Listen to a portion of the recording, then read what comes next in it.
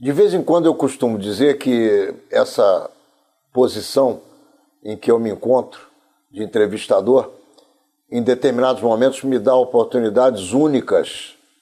E essa de hoje é uma dessas oportunidades que eu aplaudo no meu coração com muita alegria.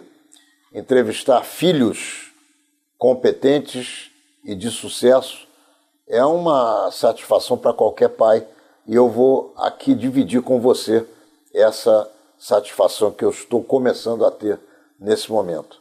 Nossa entrevistada de hoje é a minha querida filha Yasmin Gonlewski, atriz e, mais do que isso, faz sucesso no teatro, na televisão, no cinema. E eu tenho muito prazer de bater esse papo aqui com ela e mostrar a você como é que está indo a carreira dessa jovem atriz que está ganhando forma, ganhando os palcos e, mais do que nunca, protagonizando papéis e trazendo para aqueles que gostam de cultura e de arte no Brasil, artes cênicas principalmente, momentos de absoluta satisfação. Como vai você, minha querida filha? Tudo bem contigo? Tudo bem, muito obrigada. E você? Eu estou ótimo e conversando com você eu estou melhor ainda. Tudo bem contigo, querida? Tudo certo. Tudo bem. Vamos lá. Menorá na TV entrando no ar mais uma vez.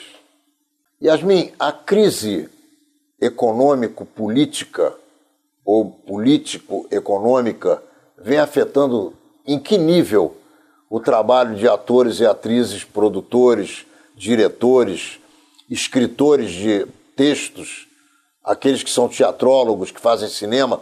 Como essa crise que o Brasil está, na qual o Brasil está mergulhado, tem afetado o teu setor? Olha, eu acho que o Brasil foi afetado como um todo e a cultura é sempre a primeira a tomar porrada, né? Então não foi diferente dessa vez. Teve a história do fomento que não foi pago pela prefeitura, que prejudicou muito todos os profissionais da área do teatro do ano passado para esse ano, inclusive o Bruce, que tinha ganho o fomento. Eu estava, inclusive, num projeto com ele, entre tantos artistas. E é isso, a gente está passando por um momento muito difícil.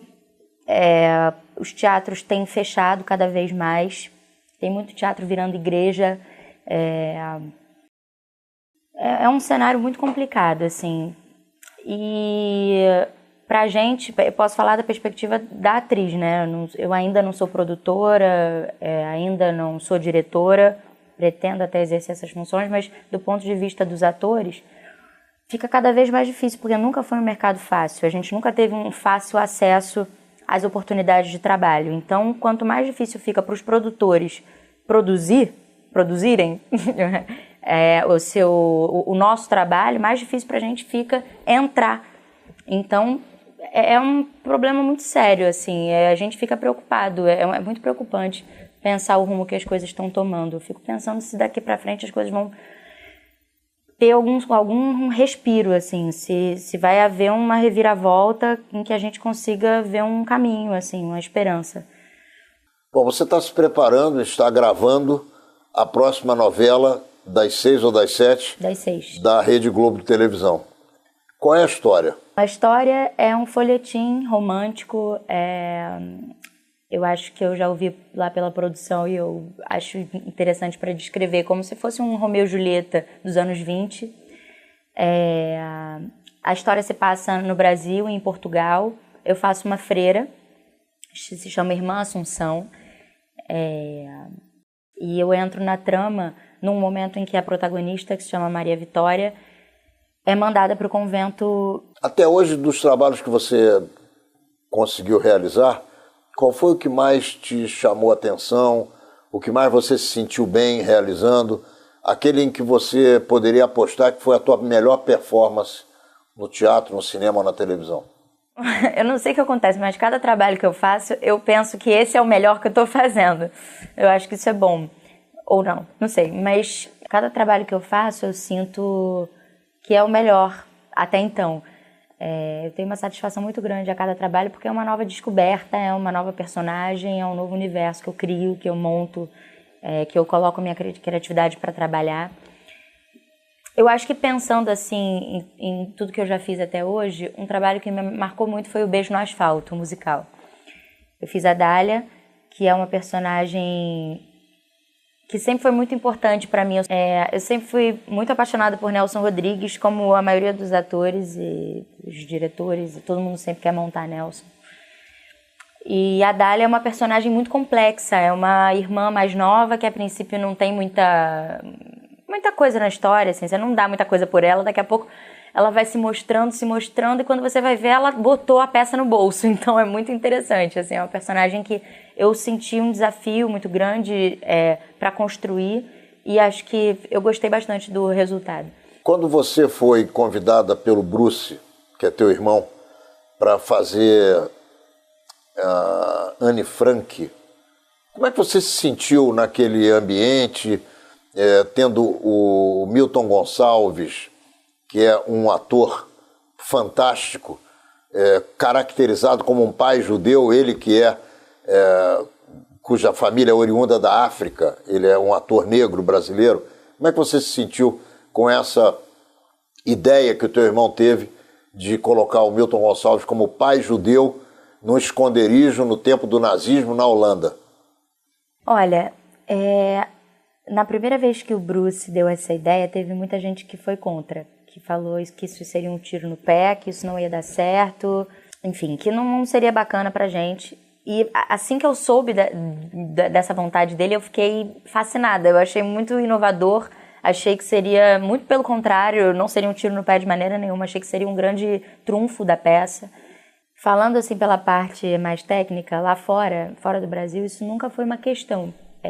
Sempre foi, os elencos foram misturados, assim, tem muitos diretores de muitas companhias, Peter Brook, 1 milhão de profissionais que misturam atores de várias etnias e colocam para fazer pai, filho, irmão, irmã, porque são seres humanos e a gente consegue ver através da cor, através de qualquer característica física. E aqui no Brasil ainda existe esse pensamento pequeno de que uma pessoa negra não pode interpretar um parente de uma pessoa branca ou qualquer outro exemplo que a gente possa dar. Mas é teatro, né? E na vida existem tantos pais com filhas brancas, enfim, tudo bem que não seria o caso, porque na Holanda, enfim, não seria o caso, mas eu fiquei fascinada com a ideia, eu achei maravilhoso. E o Milton, uma vez, a gente estava sentado numa reunião e ele falou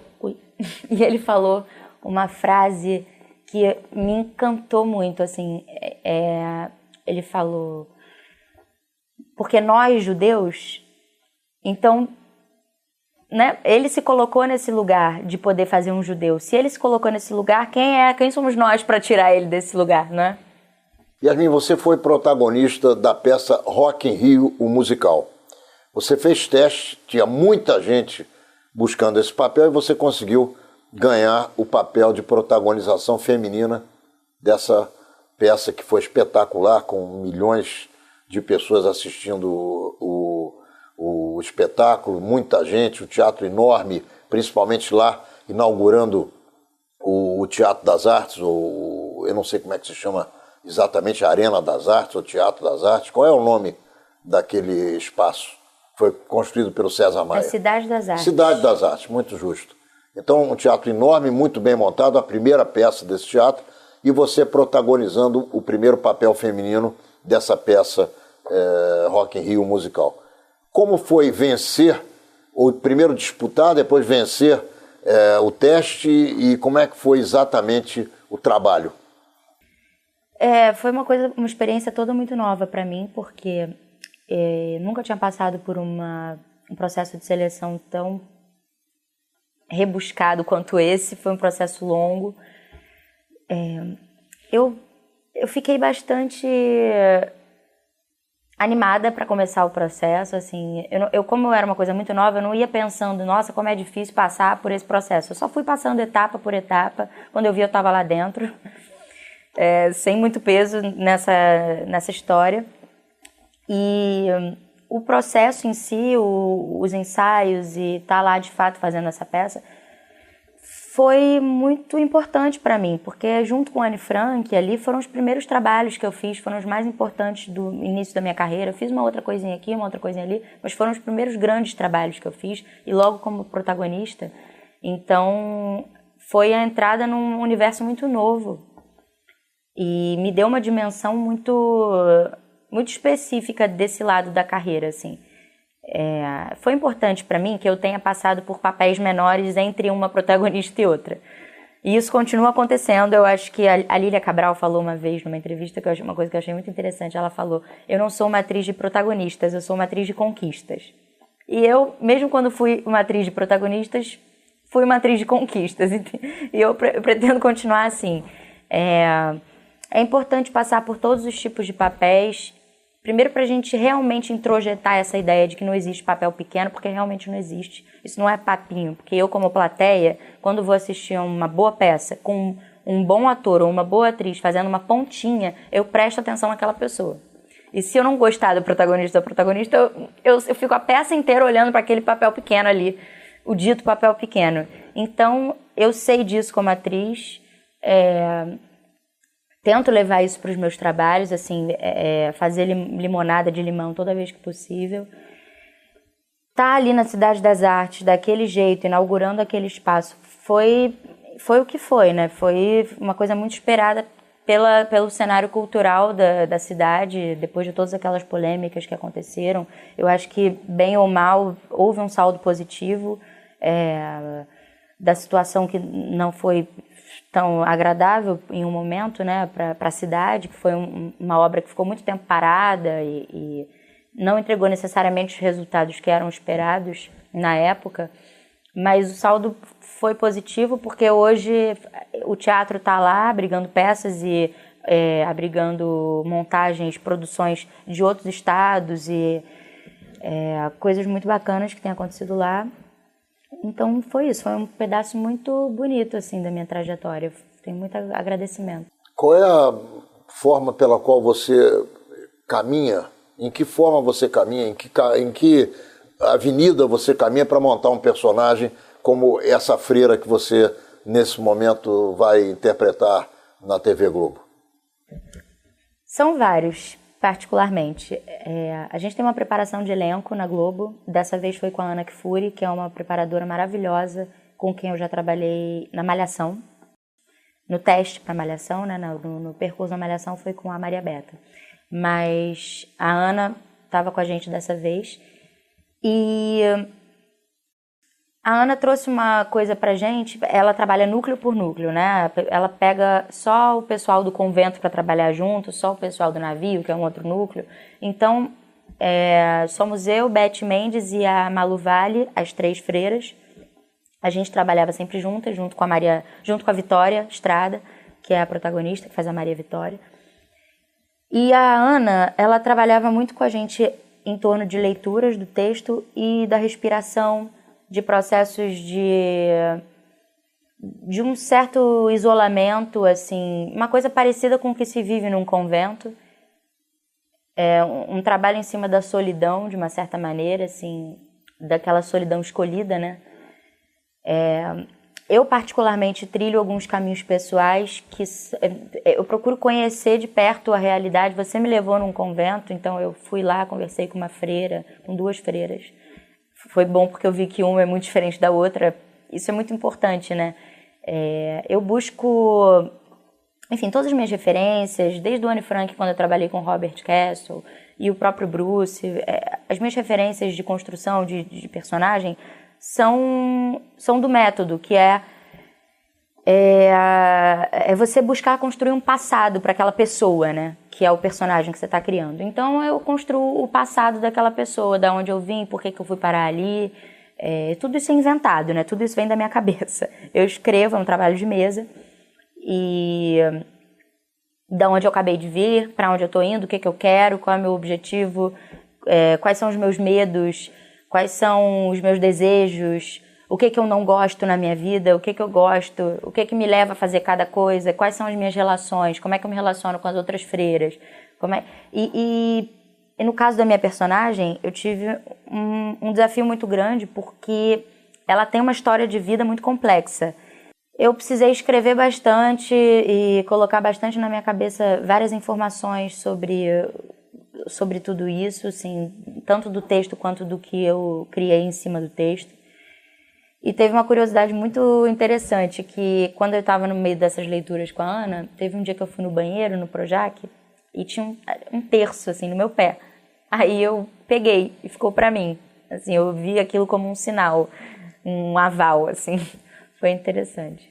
Como é que você, como judia, se sente fazendo o papel de uma freira católica, mas não agora, porque nós estamos encerrando o primeiro bloco de Menorá na TV com Yasmin Gonlevski, jovem atriz, que está contando para nós como é fazer parte desse mundo, que é um mundo pouco conhecido pelas pessoas, jovens e adultos, que fazem outras profissões. Já voltamos, não saia daí.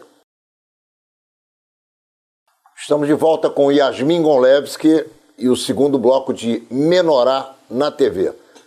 Vamos lá, como é fazer o papel, você como judia, de uma freira católica? Então, para mim, é como fazer qualquer outro papel, porque eu não sei se vem antes ou depois, ou em cima ou embaixo, me perdoem os religiosos todos, mas eu no meu coração, a primeira coisa que eu sou é atriz. Então, eu sou atriz nesse momento também.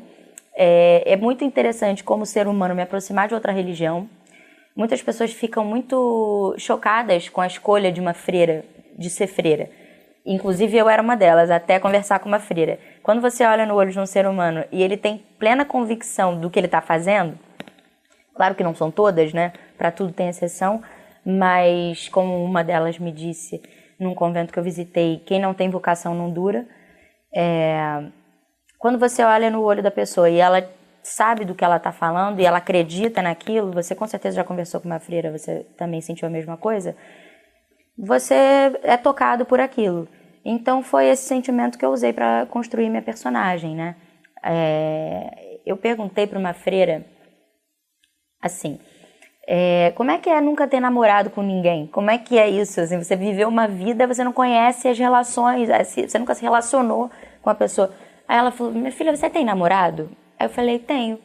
Ela falou, e tendo esse namorado, você fica com fulano, com ciclano? Eu falei, não, eu não fico.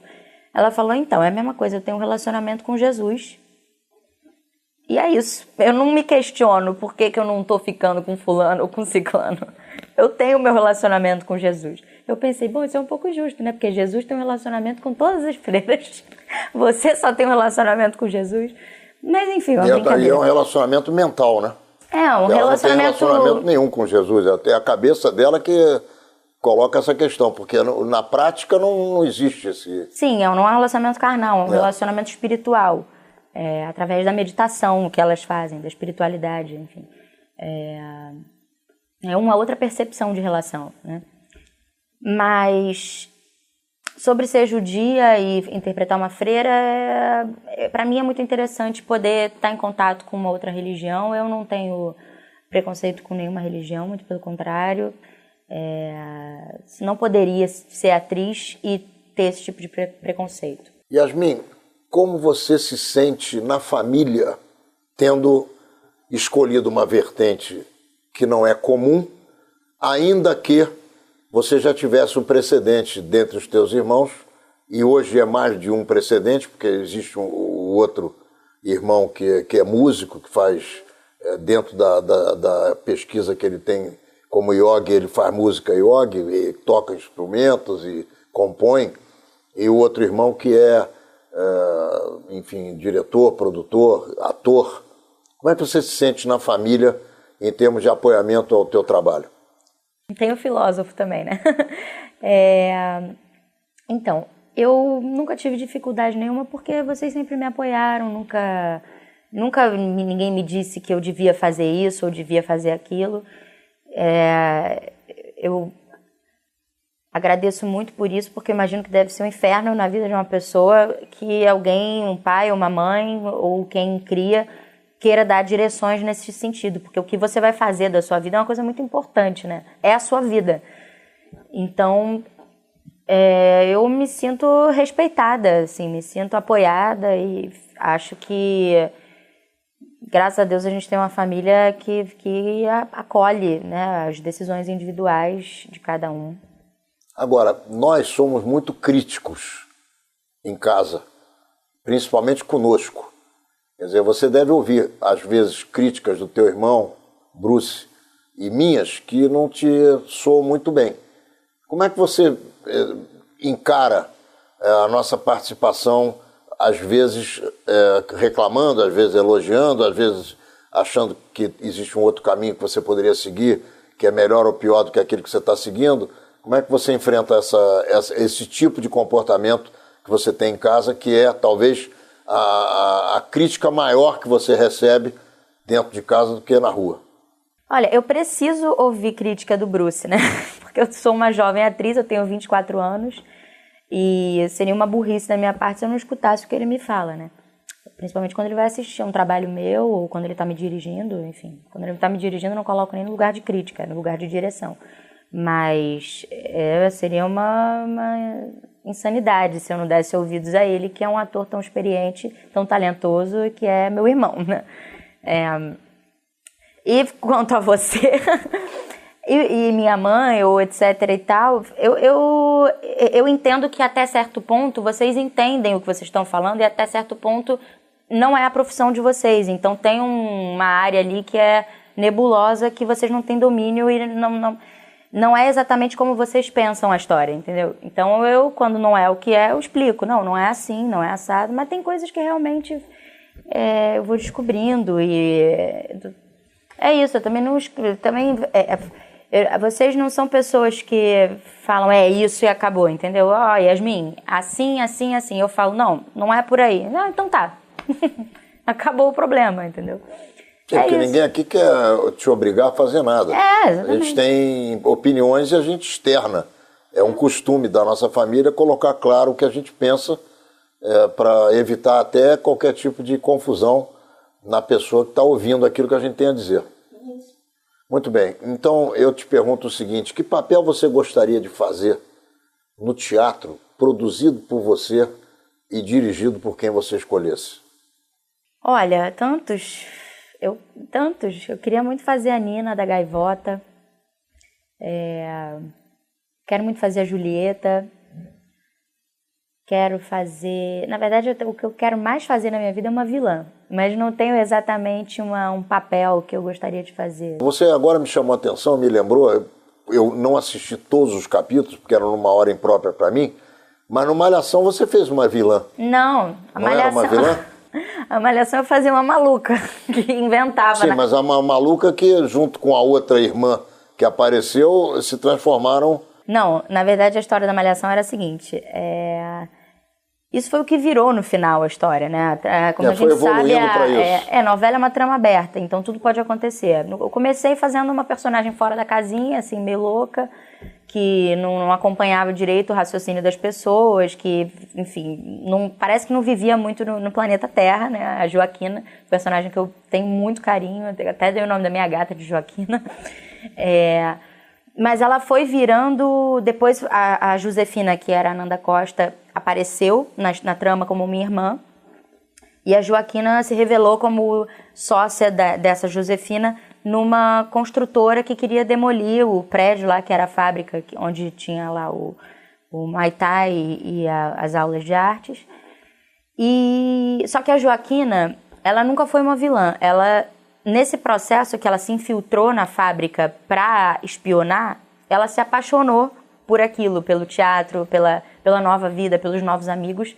E ela depois ficou contra a Josefina. Ela ficou a favor da fábrica, junto com os amigos, e contra a Josefina. Então eu ainda não tive a oportunidade de fazer uma vilã, coisa que eu tanto quero na minha vida. Fica a dica, me convidem.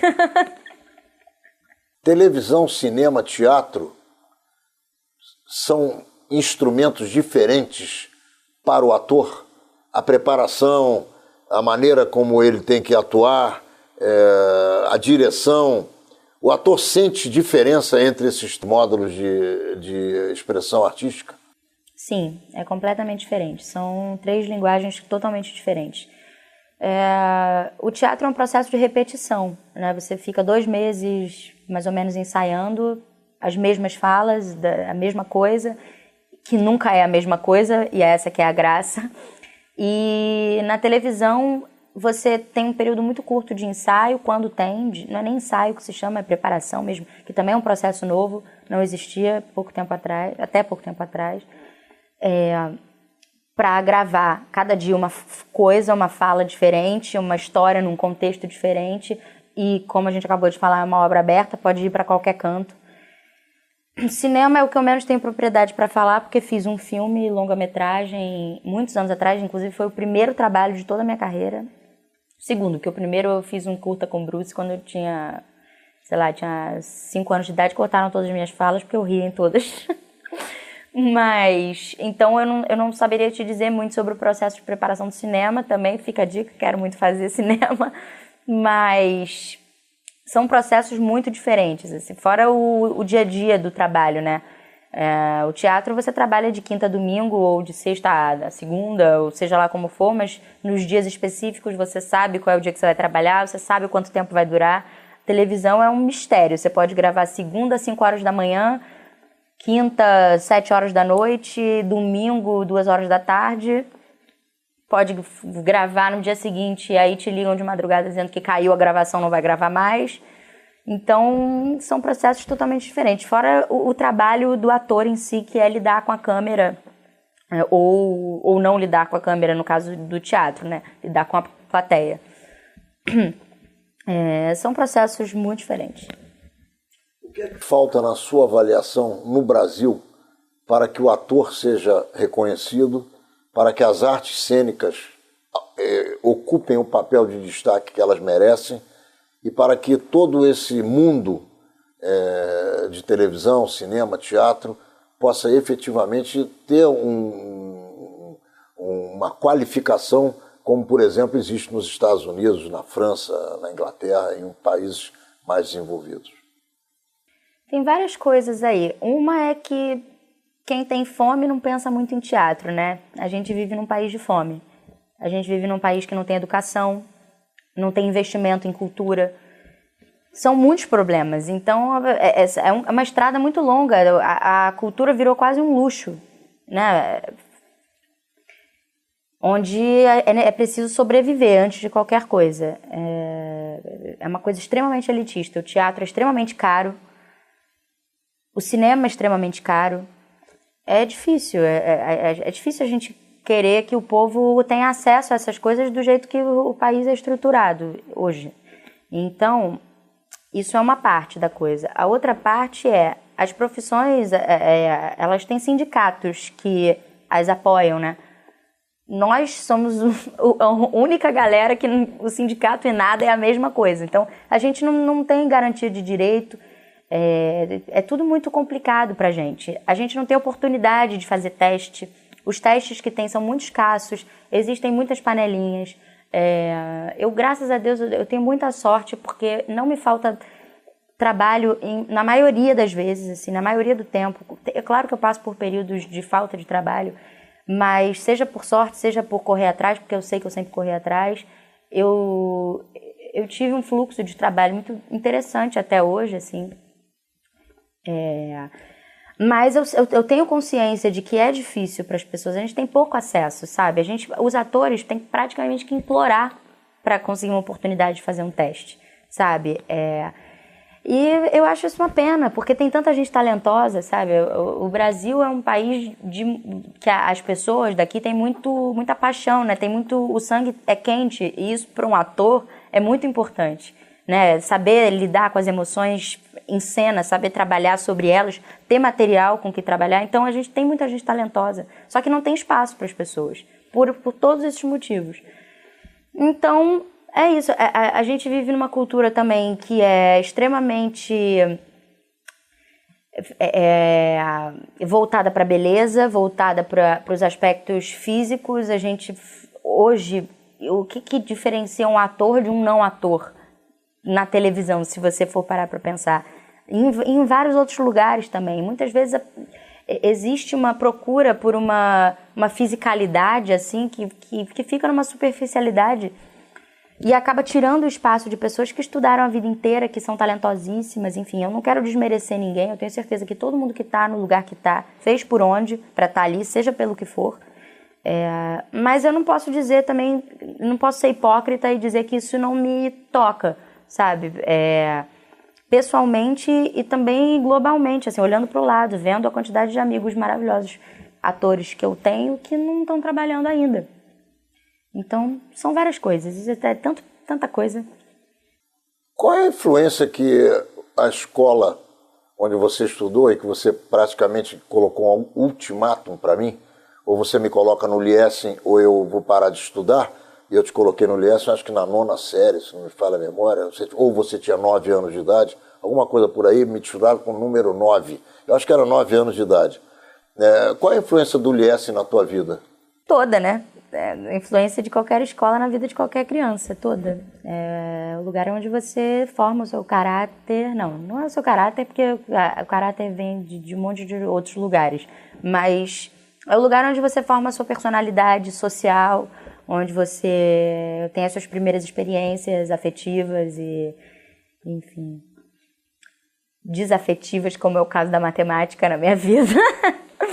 É isso, assim, eu nunca gostei de estudar muito, nada do que é o currículo tradicional do estudo. Eu acho que o sistema, como é que se fala isso? O sistema educacional do país é muito falho, obriga você a ficar anos da sua vida perdendo um tempo estudando coisas que você sabe que você depois não vai usar. Porque eu sabia e eu estou comprovando diariamente que não é, entendeu? Eu não preciso saber fazer uma fórmula matemática, uma fórmula química. Claro que o básico todo mundo precisa, mas existem sistemas mais espertos onde as crianças aprendem até certo momento o básico e depois cada um vai para o seu canto fazer o que lhe interessa, né? Tem uma frase que muitos gênios pensam que são burros porque ficam muito tempo comprovando que são ruins naquilo que os obrigam a ser bons. Então, assim, somos todos bons em alguma coisa, mas a gente fica muito tempo sendo obrigado a fazer coisas que não nos satisfazem, e aí a gente acaba criando uma frustração em cima disso. Enfim, isso não tem nada a ver com o Liesen, tá? Isso aí é geral. O Liesen foi ótimo para mim, foi minha escola, minha querida do coração, adoro. Como é que foi a tua viagem à Marcha da Vida e a Israel? O que isso significou na tua formação? Pai, foi maravilhoso, foi muito triste por um lado, assim, foi muito difícil para mim e para todo mundo que estava comigo passar por aqueles campos de concentração, ver, assim, a olhos vivos o que aconteceu. É uma história, enfim, que não tem muita palavra que possa dar conta do que é isso. Assim, só quem já foi, quem já esteve, pode dar a dimensão, pode ter a dimensão do que eu estou falando. E depois ir para Israel é quase que um mergulho, quase que você, sabe, toma um banho de água fria do como essa realidade se transformou para um outro lugar, né? Essa realidade triste, essa passagem dura da história dos judeus, teve um escape, né? E Israel é um país muito bonito, eu tenho muita vontade de voltar lá. Foi uma viagem muito importante para mim. Estamos encerrando o segundo bloco de Menorá na TV com Yasmin Gonlevski. Não saia daí, já voltamos com as artes cênicas no Brasil, principalmente para jovens que estão iniciando suas carreiras e que têm uma vida inteira pela frente. Não saia daí, já voltamos. Estamos de volta com Yasmin Gonlevski, atriz jovem, que dentro de pouco tempo, mais uma vez, estreia num papel interessante como uma freira numa das próximas novelas da TV Globo. Yasmin, como é que os seus amigos da escola, seus professores, e eu quero dizer que eu me lembro que o Liesen foi muito legal contigo, porque essa tua pouca vontade de se dedicar à matemática e também a sua grande vontade de escrever e de produzir o que você produz, eles tiveram compreensão com essa tua história. Como é que os teus colegas, os teus amigos encaram você na tua profissão? Hoje você continua com amigos em outras áreas ou você só tem amigos atores, atrizes, diretores, a turma que gira em torno das artes cênicas? É claro que o nosso ciclo social fica mais, não é restrito, mas fica mais... seletivo? Fica mais, não é seletivo, mas ele fica mais composto... Quando eu digo seletivo não é pela qualidade não, nem pela quantidade. Seletivo porque, como você vive quase que 24 horas por dia num determinado ambiente, você acaba se relacionando com as pessoas desse ambiente, é isso? É isso que eu quero dizer. O ciclo social ele acaba sendo composto pelas pessoas com quem você passa mais tempo, né? E como eu trabalho com isso há muito tempo, eu acabo tendo muito mais amigos diretores, atores, produtores, como você disse, do que os amigos de outras áreas, assim. Eu mantenho contato com algumas amigas ainda da escola, algumas pessoas muito queridas, alguns amigos também. Mas é claro que não é aquela coisa o tempo todo, enfim, não são as pessoas que estão mais perto de mim, apesar de eu ter muito carinho e de também muitas vezes serem as que mais me conhecem, né? Porque me conhecem desde pequena. Mas é isso, como eles me veem, eu não sei. Tem que perguntar para eles. É verdade, mas hoje é você que está aqui sentada comigo.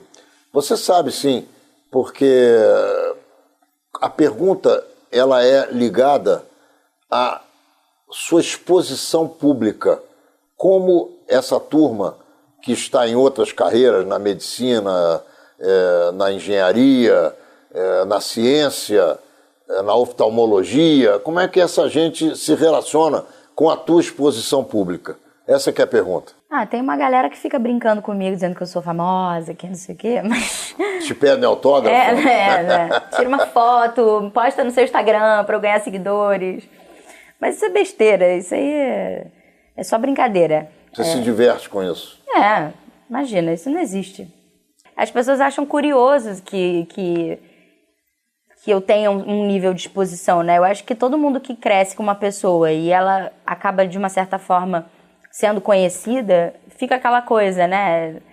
Mas é super na brincadeira. O que você gosta de fazer, além de ensaiar, produzir, estar em cena, no palco? O que você gosta de fazer na tua vida? Você disse que tem um gato? Eu tenho uma gata, Joaquina. Olha, pra te falar a verdade, eu gosto muito de dormir. Eu gosto muito de ir no bar com os meus amigos, tomar uma cerveja. Você gosta de dormir, mas dorme pouco no final das contas, né? Não durmo pouco, não. Dorme bem? Dormo bem. Enfim, eu não sou muito de ir pra festa e tal, não. Eu já já tive essa parte da minha adolescência, já estou me sentindo um pouco velha pra isso. Muito velha? Tô muito velha. Mas pra isso, talvez. Mas é isso, eu gosto de ficar em casa, gosto de ler, gosto de dar uma volta na rua, de ir na praia, gosto muito de ir na praia. Não é muita coisa de aleatória, de diferente, não. O que é que mais te chamou a atenção na tua vida, que é curta até agora, que vai ser longa se Deus quiser, no palco, alguma circunstância inusitada que você nunca mais vai esquecer e alguma coisa que você teve muita alegria em fazer, muito prazer em fazer? Nossa, é difícil pensar se lembrar assim rápido. E alguma coisa que você não esquece, não vai esquecer. E pela pinta eu acho que não aconteceu, porque você esqueceu. Não, acontece, é que a minha memória é muito ruim por algum motivo. Eu só lembro o texto, o resto sou ótima para guardar segredo, porque não me lembro. Você esquece do segredo, você não guarda o segredo, você elimina. Eu guardo no céu, não sei para onde foi. Mas deixa eu pensar. Cara, eu já vi tanta gente cair, tanta coisa dar errado, cenário cair em cima de gente. E coisa dar certo, que todo mundo pensava que ia dar errado, você já viu também? Eu já vi também. Eu não sei. Já aconteceu uma coisa comigo no Anne Frank uma vez. Entrou uma lapa de madeira desse tamanho, assim, na minha perna. E entrou toda, ficou só a pontinha pra fora. Na hora que eu olhei aquilo, eu falei, bom, alguém vai ter que entrar aqui e me levar pro hospital, que eu não tenho o que fazer. E aí eu fui fazendo a cena, ao mesmo tempo eu fui tirando, assim, Eu demorei uns 20 minutos para conseguir tirar o negócio da minha perna, mas eu tirei, ficou tudo ensanguentado em volta. Eu peguei Não, teve uma outra no Anne Frank que foi maravilhosa. Anne Frank foi Era uma peça que era... Foi o melhor laboratório para você? Foi o melhor, porque assim, tudo que podia também, né? Dar errado, dava errado, porque a gente não saía de cena, a gente realmente ficava como se estivesse dentro de um porão, então ficavam os 8 atores dentro de cena o tempo inteiro, então tudo acontecia. Não tinha como consertar as coisas? Não tinha como, assim, não tinha como sair dali, vou na coxia resolver alguma coisa. Não tem, como é que você vai sair de um esconderijo, entendeu? Então era tudo da forma mais real que fosse possível. Eu estava fazendo cena com a Helena Varvac, que fazia minha mãe, e tinha uma cena que eu usava um casaco de pele da senhora Van Damme, que era a Débora Olivieri, a mãe do Peter, que era outra família que morava no esconderijo junto com a família Frank. E aí, essa minha mãe, ela veio me oferecer um copo de leite. Anne, bebe seu leite. E eu tava com esse casaco. E eu peguei o leite e comecei a rodopiar com o casaco. Era uma marca, eu fazia isso sempre. E aí, de repente, eu bebi o leite. Na hora que eu fui beber o leite... Mas era pra beber? Era pra beber. Na hora que eu fui beber o leite, tava cheio de bicho o copo. E eu não tinha como não beber. Era marca. Aí eu olhei aquilo e falei... Não vou nem falar a palavra que eu pensei. Aí tomei um gole e falei, puta. Aí eu não consegui parar de rir. E a cena que vinha depois era uma cena muito dramática. Então a Helena me pegou pelo braço, me levou pro canto onde a gente ia fazer a próxima cena. E eu, mamãe, eu não conseguia parar de rir. E ela começou a rir pra caramba de mim rindo. Aí ficaram as duas rindo. E o texto... a gente falava uma palavra ou outra, assim, chorando de rir. E eu fiquei com uma vergonha. Depois eu falei, meu Deus do céu. Tadinha de mim, o público não entendendo nada. É a melhor e a pior coisa que pode acontecer para um ator em cena, que é o riso frouxo. Porque ao mesmo tempo que é desesperador, é muito gostoso, porque depois é uma história para sempre, entendeu? Mas na hora que você tá vivendo aquilo, você não sabe o que fazer. Enfim, foram historinhas que aconteceram, que eu me lembro, assim. Yasmin, o que você espera da tua profissão? Levando em conta as circunstâncias brasileiras, levando em conta a pouca aproximação da população com as artes e levando em conta a tua própria vontade de fazer uma carreira brilhante como você procura fazer e como você, de uma certa maneira, tem feito até agora. Pai, para ser bem sincera, assim, se um ator for pensar na realidade do Brasil como ela é, no cenário das artes cênicas, ele vai pirar, ele não vai conseguir ter expectativa nenhuma a respeito da própria carreira. Então, eu acho que de uma certa forma a gente mascara a realidade para poder manter a chama acesa, a esperança das nossas conquistas e tudo. E de uma certa forma é isso que eu faço, assim, falando por esse lado. E claro que eu conto com a minha competência, com o meu trabalho, com o meu esforço, com o meu estudo. Eu não gostava de estudar matemática, mas isso eu estudo bastante, tá? Que fique bem claro, é muito importante estudar para um ator. Assim, eu acredito nas conquistas que eu tive até agora, assim, acredito nos trabalhos que eu realizei, acredito na minha vocação, que é muito importante, muito mais do que o talento, eu acredito. Que é a capacidade de realização, que é o afinco, a força de vontade, a batalha. Eu não sei para onde isso tudo vai me levar, seria uma prepotência achar que sei, mas eu espero que me faça feliz. Essa é a minha grande expectativa, assim, me sustentar e ficar feliz. Então, como é que tem sido o teu último trabalho no teatro, que ainda está se perpetuando, ainda está acontecendo? A peça se chama Pineal, Ritual Cênico, é uma peça ritual. Essa peça é uma peça da minha companhia. Explica, o que é isso, uma peça ritual? O que quer dizer isso? Eu vou explicar. Essa peça é uma peça da minha companhia que se chama Teatro de Afeto. A nossa companhia, ela é uma companhia que fala sobre nova era, sobre amor universal, sobre relações humanas e sobre tudo que a gente quiser falar, basicamente, assim. Somos jovens atrizes e atores e um diretor jovem também, que se chama Saulo Rocha, que é meu amigo da faculdade, é um cara inteligentíssimo, interessantíssimo, que tem um projeto de vida e de carreira, assim, muito, muito bacanas. A nossa peça, Pineal, ela é composta por 8 atrizes meninas. De onde vem esse nome antes? Pineal é uma glândula que é responsável pelas emoções no nosso corpo. Tem uma explicação muito mais apurada no Google. Mas, por que esse nome? Porque a gente, nessa peça, somos 8 meninas e um menino em cena, e temos 3 músicos, e todos nós nos revezamos, assim, quando um tem um outro trabalho e não pode fazer a peça, essa pessoa sai, dando lugar, às vezes, para outra, ou às vezes deixando esse buraco mesmo, que acaba não sendo um buraco, porque o formato da peça permite isso, que é, cada menina e menino tem uma cena individual, escrita por si próprio, e falando sobre o que quer. E é uma peça que se renova. Quer dizer, você escreveu a tua cena. Sim, eu escrevo a minha cena falando... E o que você privilegiou na tua cena? A cada temporada, a gente muda o texto, né? Dependendo da nossa vontade. Se eu não quiser mudar meu texto, eu não preciso mudar. Mas se tem um outro assunto me movendo no momento... Quer dizer, a peça não tem uma característica fixa. Ela tem a característica... Só os atores. A característica da peça é falar sobre o que a gente precisa. Essa é a característica. Então, se eu estou precisando falar sobre um tema específico, eu tenho total liberdade para escrever e fazer. No meu último... Nessa temporada que acabou de terminar agora, eu falei sobre suspensão. A minha cena foi um pouco mais lúdica do que as outras. Tem uma cena que fala sobre relacionamentos abusivos. Tem uma cena que fala sobre... tem 2 cenas que falam sobre racismo, que são feitas por meninas negras. Então, sempre na primeira pessoa, né? Sempre a partir da própria visão sobre o tema, não de uma maneira explicativa ou nada educativa ou nada do tipo, assim. E a suspensão significa o quê? Então, sobre o momento na vida em que as coisas estão meio paradas, sabe?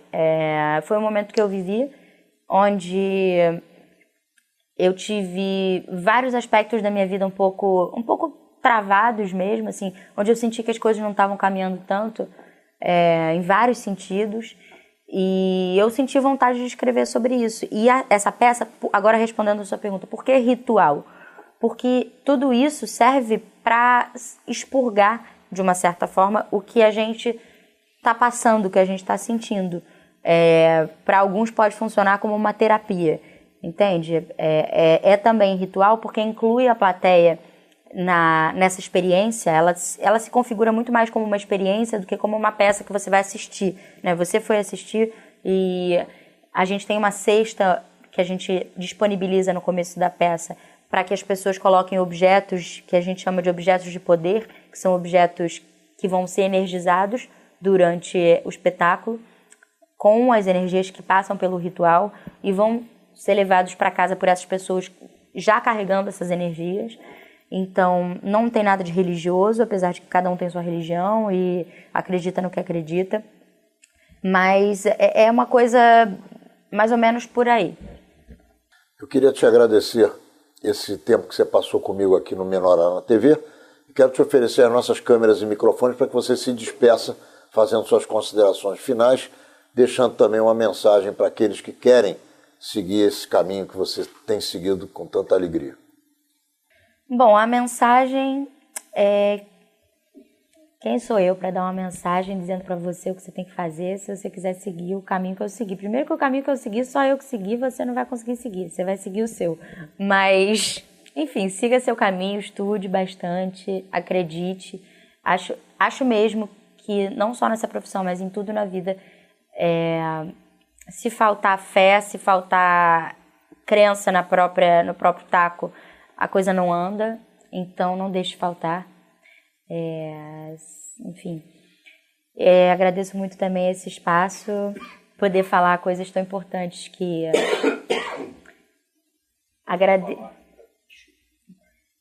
agradeço muito também esse espaço aqui, poder falar coisas, enfim, que eu penso e que às vezes a gente não tem tanto espaço para falar, e foi uma ótima oportunidade para isso. E é isso, estou à disposição para quando quiser, estou aí.